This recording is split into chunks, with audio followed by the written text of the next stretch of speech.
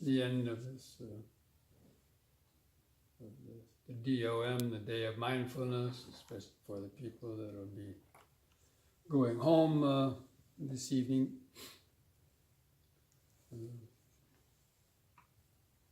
So I wanted to open it up to see if any of you, or even the people that are staying, on, to open it up to any questions that you might have about the practice or any aspects of the Dhamma you might have heard about, like some clarity on, or so on. So, please feel free to kind of raise your hand if you have any question, and I'll try to answer. Don't feel shy. A lot of people probably have the same questions and so on. Yes? Can you elaborate on what you mean by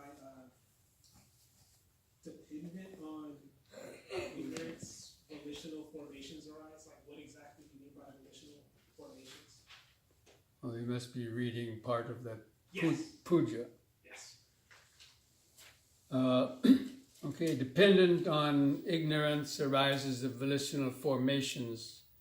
This is the first part of the dependent origination, which is actually one of the deeper cornerstone doctrines of the Buddha's teaching about how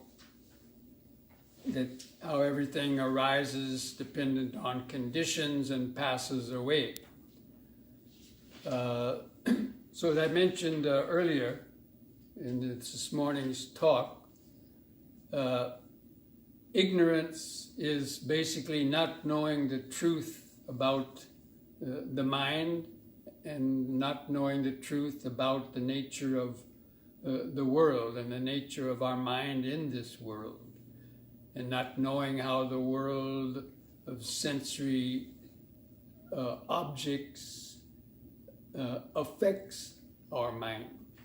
So it's not understanding that truth that we've allowed our mind to develop all these volitional formations. And volitional formations are basically, of course, it's a very big subject, but to kind of keep it in perspective, it's kind of your reactions to objects. So let's say you get an itch. So because you don't understand that this itch is just a sensation and you take it to be affecting me, then you scratch it. So that's a volitional formation. Volition means activity. So our various sensory stimulations trigger our body into actions and trigger our mind into actions. Like somebody insults you and you get angry. That's also kind of a volitional formation, a mental formation. So it's basically like the reactions that we take based upon the contact with the world, but those reactions largely trigger off so many other reactions. Anyway, it's a kind of a difficult concept to understand, but to kind of keep it simple, it's not knowing the truth about impermanence and also the nature of karma, and also even the concept of no self. The mind gets all wrapped up and reactive with like and dislike to the things of the world, and it keeps the mind creating karma and keeps the mind just reactive to the world around it, caught in greed and aversion and so on. So it's because of the ignorance. The volitional formations give rise to the ego consciousness and everything else, but the ignorance is the starting point. Now, if you read the last part, it says, with the ending of ignorance is the ending of volitional formations. So when a person develops meditation, when they, after having practiced meditation for quite a long time and developing one's concentration and wisdom, usually over a very long period of time, and also practicing the other aspects of the teachings, such as living by the precepts or practicing sila and developing concentration. Anyway, with the weakening of ignorance, you stop reacting to things so much. So once you understand that an itch is just an itch, it's just a painful feeling, there's no need to react to it because it's going to vanish in a few seconds anyway. And so you resist the urge to want to scratch or itch or react to something, then gradually the nervous system changes. But it's based on that wisdom, understanding that you don't have to react to everything. It's our reaction to everything that keeps our nervous system on edge. People react to, they scratch this and they scratch that, and they hear a sound and look at that, what's that? And they, get another pain, oh, it's this. And they're constantly reacting to things. Smell goes by, ugh. And all these reactions keep the nervous system on a jagged edge, keeps that tension there. Because everything is constantly, you've allowed everything to bug you. And so everything you look at in terms of, I like it or I don't like it. It's ugly or it's beautiful. And that's what this keeps the mind just whirling on in its neurotic kind of restless state, not finding any peace. So, I'm just saying that to kind of, depending on the wisdom, when the ignorance is overcome, then you stop reacting to things so much. You let things be. You let the itch be, knowing it's going to disappear in a couple of seconds or a minute or a couple hours. Or you endure that sound, you endure that negative person. You don't react so much. You stay inwardly more equanimous or tranquil. And so those are volitional formations. So gradually those volitional formations cease or get weaker anyway. And when they do, you feel more inner peace. You're not so neurotic and reacting and rushing around so fast. And so you gradually gradually come into contact with that deeper kind of that inner awareness, non-reactive awareness. I don't know, does that make sense to you? So all those things, dependent on ignorance, arise volitional formations. Depending on the volitional formations arises, basically it's the ego consciousness.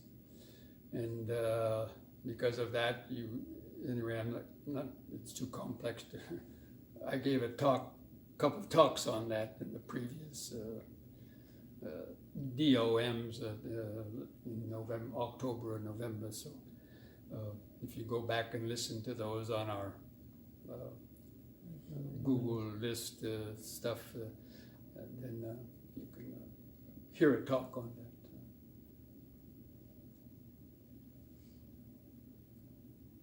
So that dependent origination, again, is one of the cornerstone teachings of the Buddhist, of the Dhamma, especially in terms of how suffering arises and how it ceases.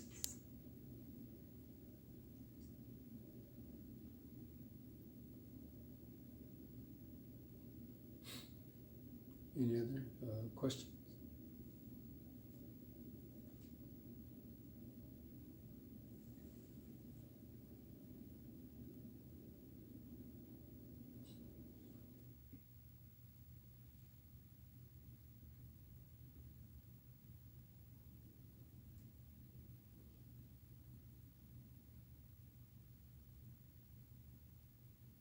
As my mother used to say, speak now or forever hold your peace.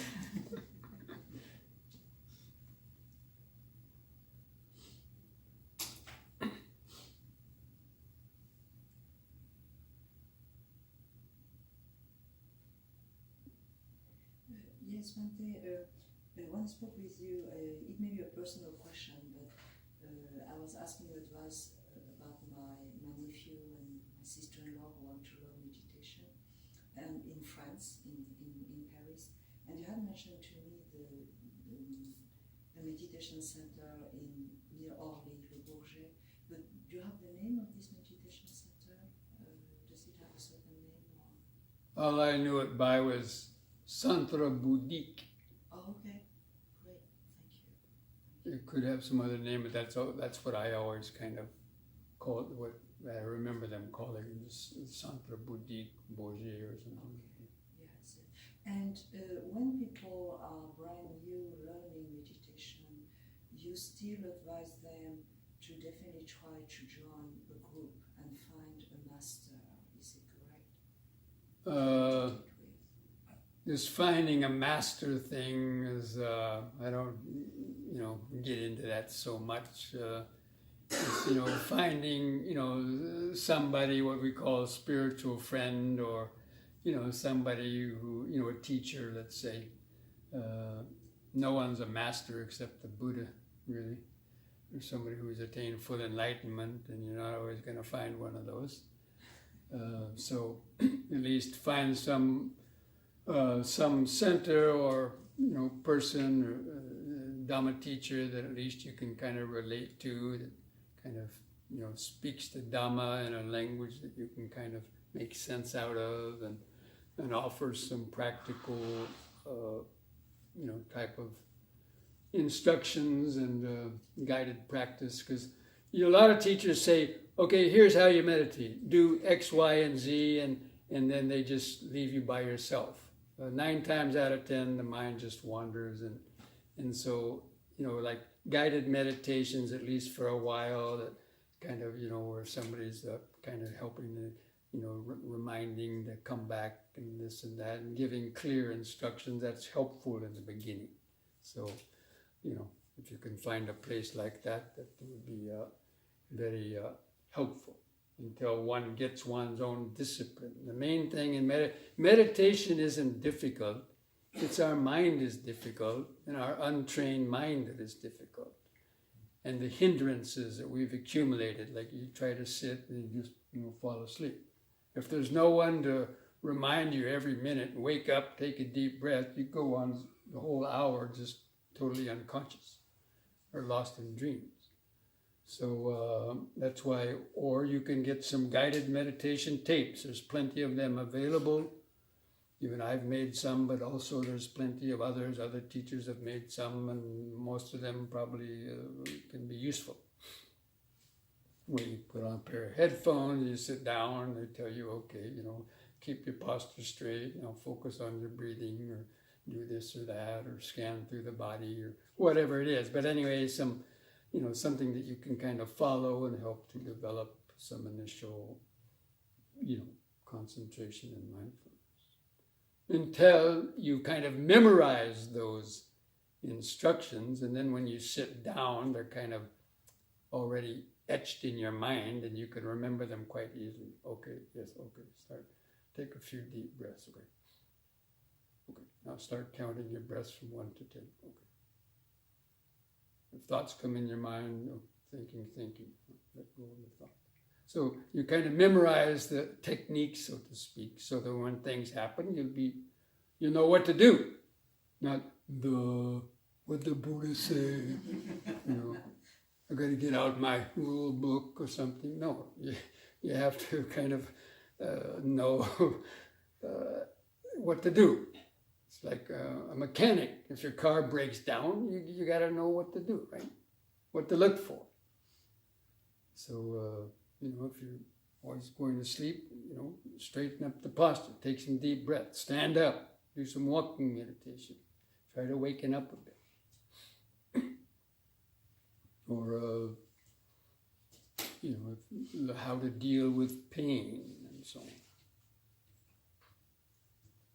But again, it takes a long time. Meditation isn't something that comes usually naturally to most people. To some it does, but not most people.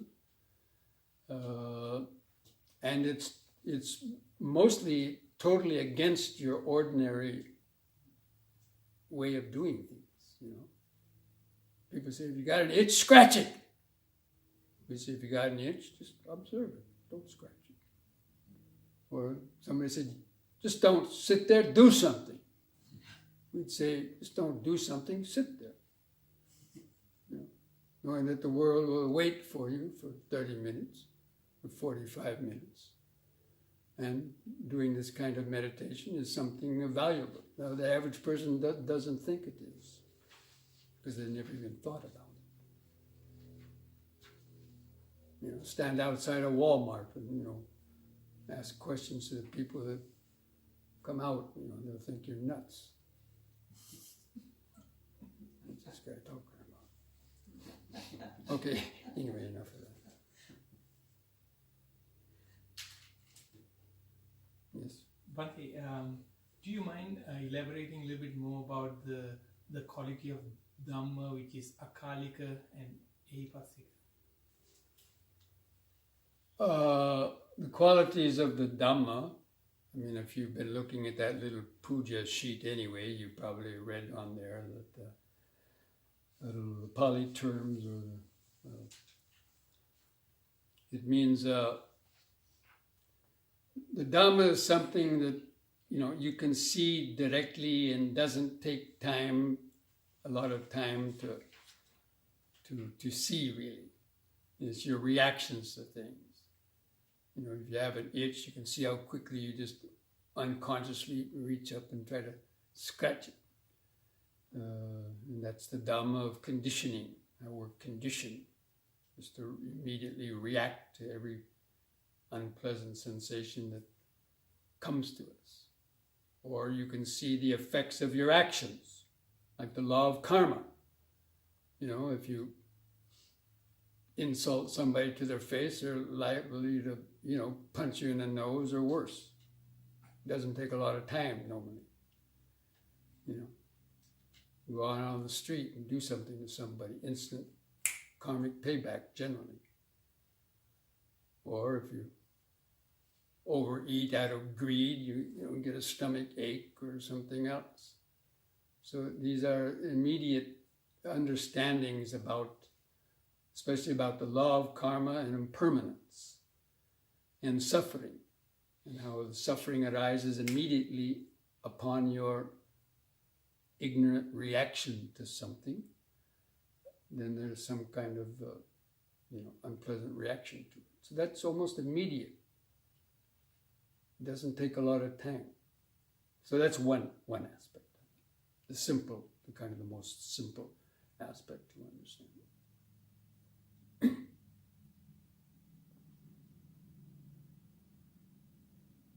And this is timeless. The Dhamma is timeless. That means the nature of the mind has been in existence since the beginning of the very first minds, and don't ask me when that started. But, you know, the nature of conditioning and so on, it's, you know, there's no time limit or first point in time when minds have existed and so on. In the process of conditioning. Anyway, again, some of these things are a little bit difficult to understand, but as you meditate and you get insights, and gradually, insights basically are understanding of, oh yeah, that's what impermanent means. It's like a little aha moment, you know, when you're sitting and you feel or hear something, and all of a sudden a little insight, something, some understanding arises in your mind. Oh, that's why I get angry so easily. You know, that, whatever, you know. That's what impermanent, that's what no self is. And so those are insights that naturally arise when you develop mindfulness and concentration. And that's wisdom also. That's an aspect of wisdom, are these kind of intuitive flashes of insight, which are understandings about your own mind, basically. And that's why it's called insight meditation, as opposed to just concentration meditation.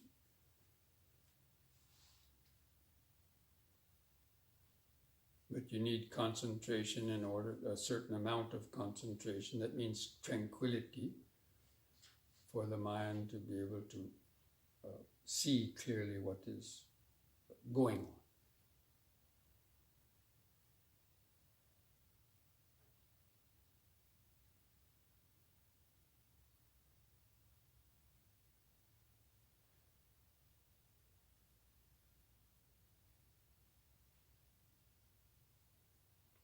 So, how many of you that are going home tonight plan to, come back like tomorrow or the next day?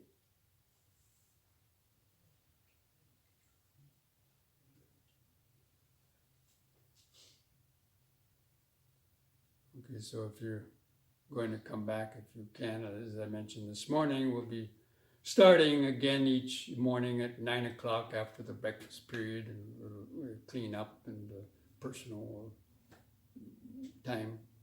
Then at 9 o'clock, try to be here at least 5 or 10 minutes before 9. I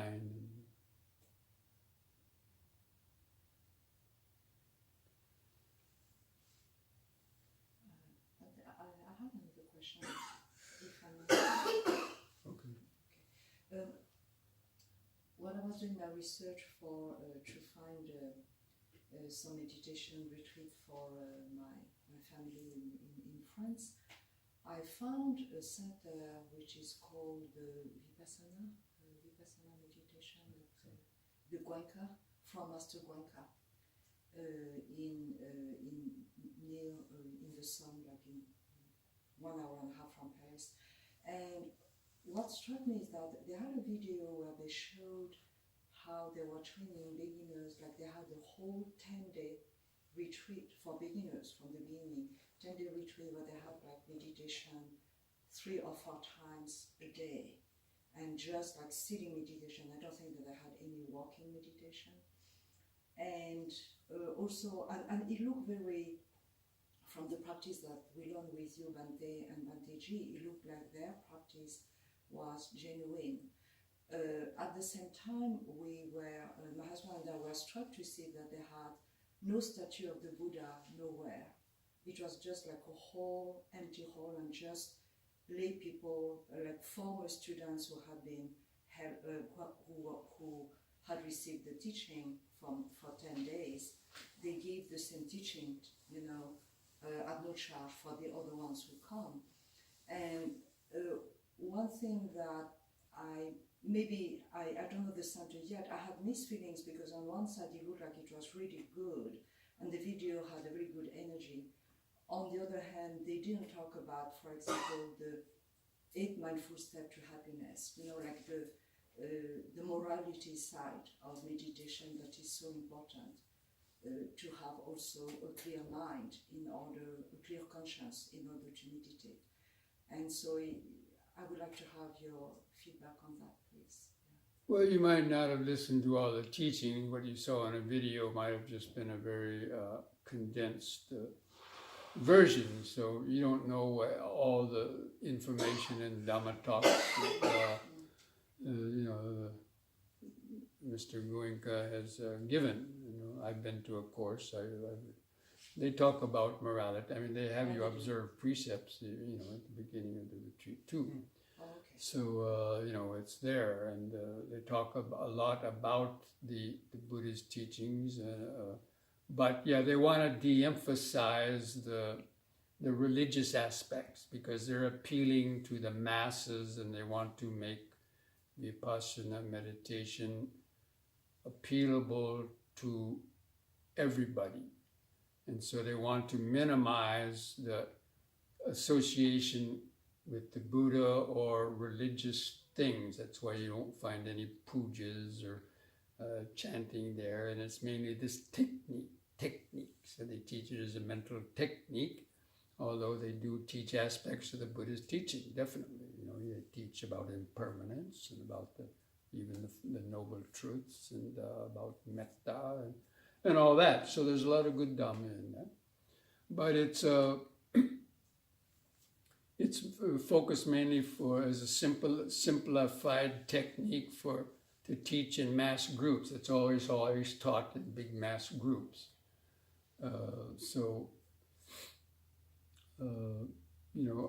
Even I recommend people to go on a course like that if they haven't, because it's considered to be the boot camp. So the boot camp of Vipassana meditation. But it is a limited practice in which they just have you stay focused in the body, not looking at the mind too much, and so on. But there's many good qualities to it. They make you sit for long periods of time. They emphasize enduring pain and all that, which is very good. So but the drawback, the way I see it, because when I first started practicing, that was my first Vipassana meditation, and I got turned on to it. But later, when I learned the more Satipatthana, the 4 foundations of mindfulness, and even like the Mahasi method of Vipassana, I understood the difference, and that the Goenka system is kind of like looking through a keyhole. You see one aspect of things, but you don't see the periphery and the larger picture about the mind necessarily. Those are just some general observations. You mentioned Mahasi. What is the main difference with Mahasi Sayadaw? He follows more the 4 foundations of mindfulness and the 6th sense door awareness, whereas Goenka doesn't really have you pay attention to sounds or sights. It's mostly just body sensations, pain, body sensations. It doesn't have you investigate your thoughts or see the connection between things so much. It's mainly impermanence, that everything is constantly changing, but primarily because of the changing body sensations. But that is good, but it's not the only practice or necessarily the full and complete practice, even though they like to tell you that, but still. But each person basically has to find it out for themselves, what the difference is. But that's the most widely available types of Vipassana meditation, because they have centers virtually, probably a few hour drive from any place in the United States, maybe. And they don't charge for those courses and so on. Delaware. Right. Well, there's another one actually closer.